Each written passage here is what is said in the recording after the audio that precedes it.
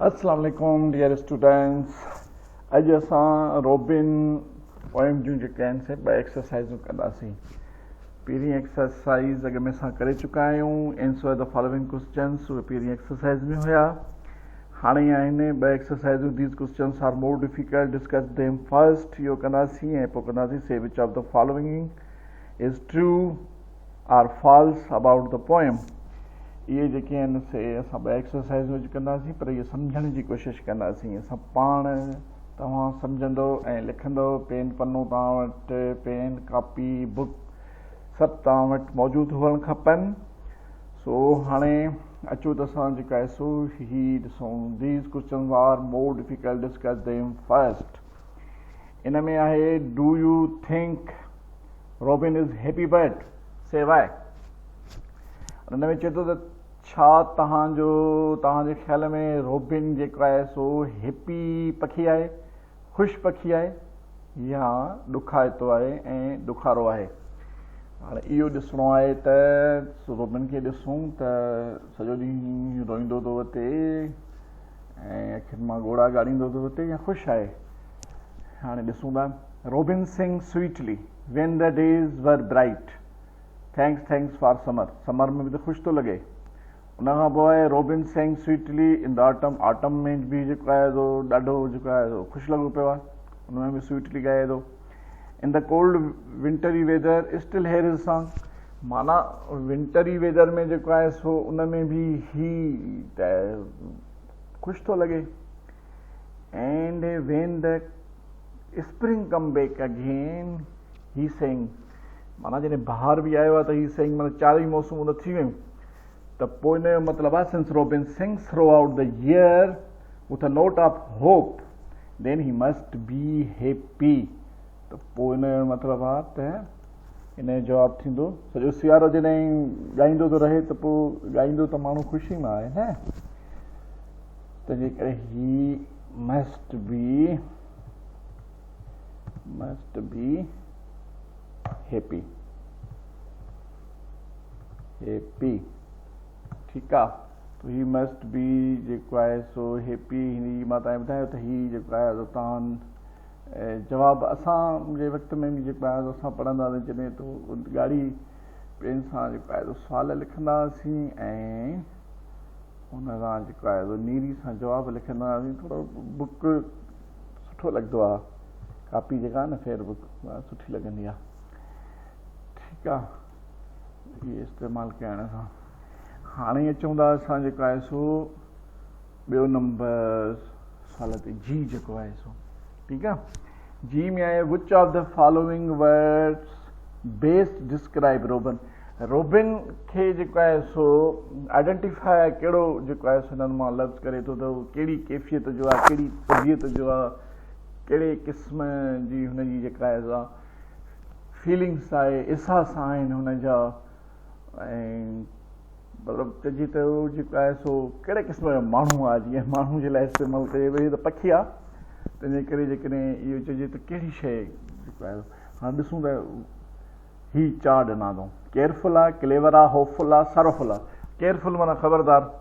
अहिड़ा पखी हूंदा आहिनि सॼो ॾींहुं जेको आहे तार ते वेठा हूंदा आहिनि, हेॾे होॾे छड़ो कंदो हुननि जो ॾाढो ई disturb and perplexing situation, and they remain always in fear. So ही तमामु ख़ौफ़ में केयरफुल ख़बरदार आहे। क्लेवर आहे, चालाक क़िस्म जो आहे जेको आहे कांव जीअं चालाक हूंदो आहे उन वांगुरु आहे। होपफुल आहे, पुरउमीद आहे, सुठाईअ जे लाइ पुरउमीद आहे। या सॉरोफुल आहे, या ॾुखाइतो आहे, सॼो ॾींहुं जेको आहे सो गज़ल थो ॿुधंदो वठे ऐं गज़ल थो ॻाईंदो वठे, ॾुख वारा। कहिड़े क़िस्म जो जेको आहे सो आहे। हाणे असां इहो ॻोल्हंदासीं। हिन में ॾिसणो तव्हांखे जेको बि आहे, तव्हांखे ॾिसणो पंहिंजे, ही त मां तव्हांखे लिखी थो ॾियां, पंहिंजो जवाब हिननि जा लिखूं था, पर तव्हांखे सभु जवाब जेके आहिनि हिन पोइम में मौजूदु आहिनि। तंहिंजे करे तव्हां पाण ॻोल्हियो हिन मां, ऐं हिननि ते घणो रिलाए न कयो। रखो तव्हां लिखी, पर या तव्हांखे ज़हन नशीन इनकैल्कुलेट इन योर माइंड, सो तॾहिं ई तव्हां जेको आहे सो इहो तव्हांखे पोइ ज़िंदगी भर शयूं जेके आहिनि से यादि रहंदियूं। हाणे ॾिसूं त ही छा आहे, होपफुल आहे छा आहे। हाणे हिन में चए थो न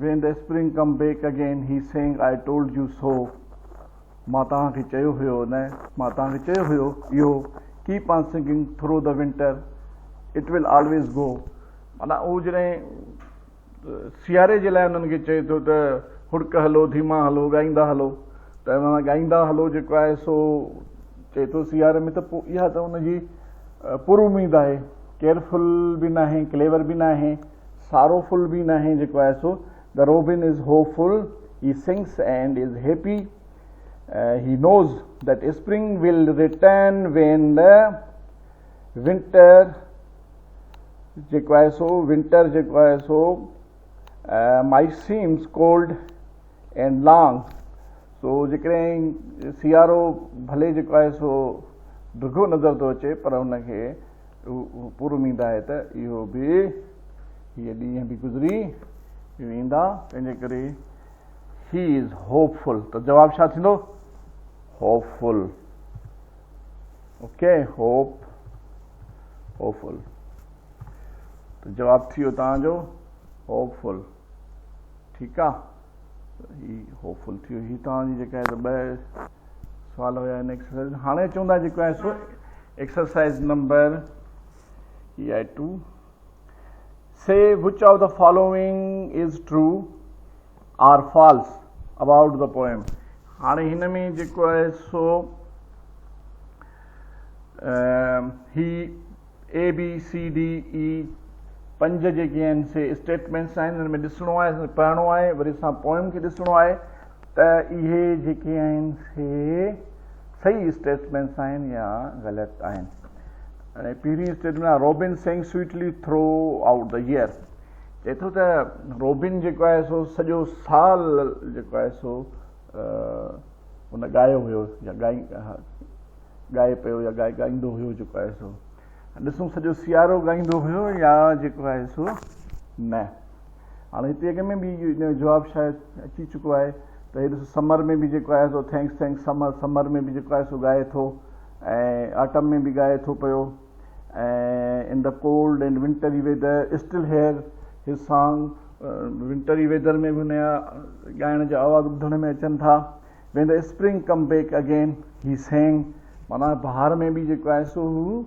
ॻाए थो त पोइ इन जो मतिलबु आहे त robin sang sweetly throughout the year त पोइ हे थींदो स्टेटमेंट जेका थींदी ट्रू थींदी ही माना छा थियो या पहिरीं स्टेटमेंट सची स्टेटमेंट सही आहे तंहिं करे असां लिखंदासीं ट्रू अचूं था ॿी ते जेको आहे सो ॿी आहे छा आहे Robin sang with all his might in the winter Robin sang with all his might in the winter चए थो रोबिन जेको आहे सो ॻायो हुयो पंहिंजे पुरजोश पंहिंजी ताक़त सां पंहिंजी पूरी मुकमिल तवानाई जोश जज़्बे सां सियारे में ॾिसूं सियारे में ॻायो अथई या कंहिं ॿिए मौसम में हिते थो चए त Robin sang sweetly when the days are bright thanks for summer he sang with all his माइट ही त समर में थो चए ऑल हिज माइट जेको आहे हिते जीअं चए थो त when the spring came back again he sang I told you so keep on singing throughout the winter throughout the winter में बि हू त जेको आहे सो चए थो त ॻायो जेको आहे सो ॻाईंदा रहो ऐं हिन में जेको आहे सो कोल्ड वेदर में बि ॻाईंदो रहे थो ऑटम में बि ॻाए थो पर robin sang with all his माइट उहे आहे ऑल हिज माइट किथे बि नथो चए ऑल हिज माइट सिर्फ़ु ऐं सिर्फ़ु जेको आहे सो चए थो ही sang with all his might in summer ठीकु आहे त पोइ हिन में जेको आहे सो हे कूड़ ॻाल्हायो अथई हिन खे कयोसीं फॉल्स हे थी फॉल हीअ स्टेटमेंट जेका आहे फॉल्स आहे 3 नंबर स्टेटमेंट आहे Robin says we should all give praise in the spring चए थो असां सभिनी खे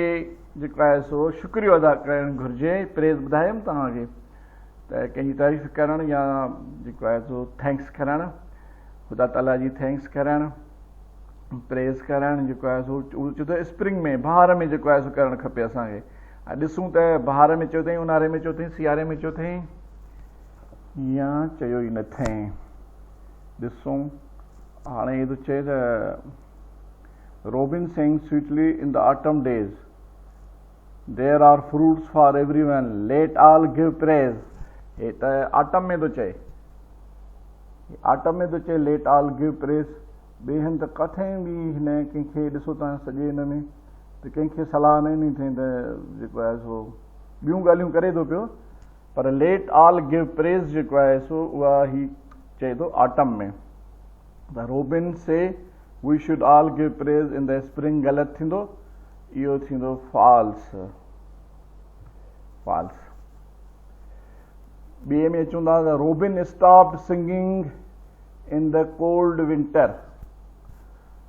रोबिन जेको आहे सो सियारे में जेको आहे सो थधे सियारे में ॻाइणु छॾे ॾिनो हुयो। हाणे ॾिसूं त वाकई हुन सियारे में जेको आहे सो उस्ताद राज़ी खान वांगुरु सिर्फ़ु खंघंदो हुयो या ॻाईंदो बि हुयो। सो ॾिसूं when the spring come back again he saying I told you so keep on singing through the winter। ॿियो थो चए in the cold and wintry weather still hear song। त हिन जा जेके आहिनि से त कोल्ड एंड विंटरी सियारे जहिड़ी मौसम में जेको आहे सो हुन जा आवाज़ ॿोलियूं त ॿुधण में पियूं अचनि, त पोइ हिन बंदि त न कयो हुयो, तंहिंजे करे जेको आहे सो इहा बि फॉल्स हिते जेको आहे सो स्टेटमेंट सभु हिन कूड़ियूं ॾींदो थो वञे। ठीकु आहे, हे बि फॉल्स थी वियो। हाणे आख़िरी जेका आहे त ॾिसूं मतां हिन में कुझु सच ॻाल्हायो हुजे। Summer comes immediately after autumn. ॿुधो हाणे ॾिसजो तव्हां डियर स्टूडेंट्स, समर ऊन्हारो कम्स इमीडिएटली आफ्टर ऑटम। हाणे जेको आहे चए थो त ऊन्हारो जेको आहे सो उहो सरो खां जेको आहे सो बाद में जल्दी में अची वेंदो आहे।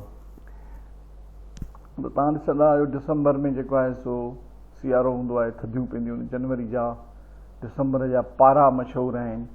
ऐं उनखां पोइ ईंदी आहे फेबररी। 15 फेबररी ते जेको आहे सो बहार जी जेका आहे सा पंहिंजो मौसम ईंदी आहे, जो गुल वग़ैरह जेके आहिनि से पोखींदा आहिनि। ऐं उनखां पोइ वरी इहे मार्च अप्रैल इहे त गर्म मौसमूं हूंदियूं आहिनि। तंहिंजे करे जेको आहे सो ऑटम त हिते आहे ई कोन। ऑटम वरी ईंदो आहे जेको आहे सो ऊन्हारे खां पोइ, सियारे खां अॻ में। तंहिंजे करे summer comes immediately after autumn is also a false statement. हिन त हिक खां सवाइ सभु कूड़ ॻाल्हायो आहे।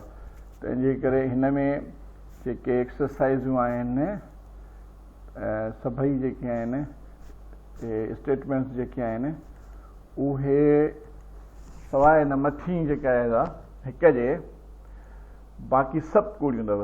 हिन में जेको आहे हिन एक्सरसाइज़ में सभु कूड़ ॻाल्हायो आहे। सो तंहिंजे करे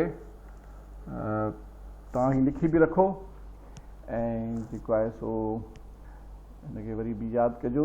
मुंहिंजे ख़्याल में असां नंढियूं नंढियूं वीडियोज़ ठाहियूं था पिया 10-15 मिंटनि जूं 6 मिंटनि जूं, तो यूट्यूब जेको आहे सो उन्हनि खे जीअं खणे ऐं तव्हां जीअं वधि खां वधि जेको आहे सो सब्सक्राइब कंदो असांजे हिन चैनल खे, यूट्यूब चैनल खे, ऐं लाइक कंदो त पोइ असांजो इहो टाइम पीरियड जेको आहे सो वीडियोज़ जो उहो बि वधंदो वेंदो ऐं असां अधु कलाक जूं बि जेको आहे सो वीडियोज़ अपलोड करे सघंदासीं।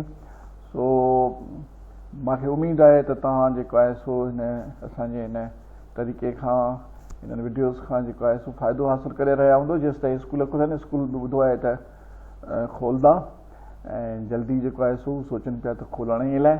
सो तेसि ताईं जेको आहे सो हीअ शयूं त तव्हांजे लाइ हमेशह जे लाइ जेको आहे सो फ़ाइदेमंद आहिनि। तंहिंजे करे हीउ सिलसिलो असां जारी रखंदासीं स्कूल खुलण खां पोइ बि, त जीअं तव्हां घर में जेको आहे सो ट्यूशन पढ़ो हा ॿिया वठो त तव्हां जेको आहे सो हिन तरीक़े सां वीडियोज़ खोले करे ही नवां जदीद तरीक़ा आहिनि।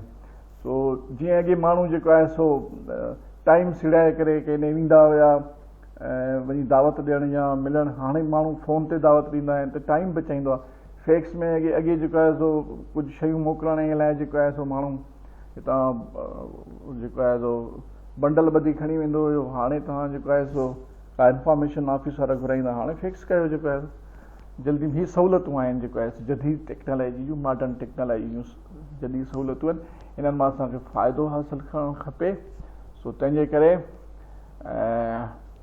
उमेदु आहे त तव्हां हिन सभु मां फ़ाइदो हासिलु करे रहिया हूंदव। ऐं आख़िर में जेके 2 एक्सरसाइज़ असां रहियल आहिनि उहे कंदासीं, उन खां पोइ वरी असां नेक्स्ट लेसन पढ़ंदासीं। तेसि ताईं अल्लाह हाफ़िज़।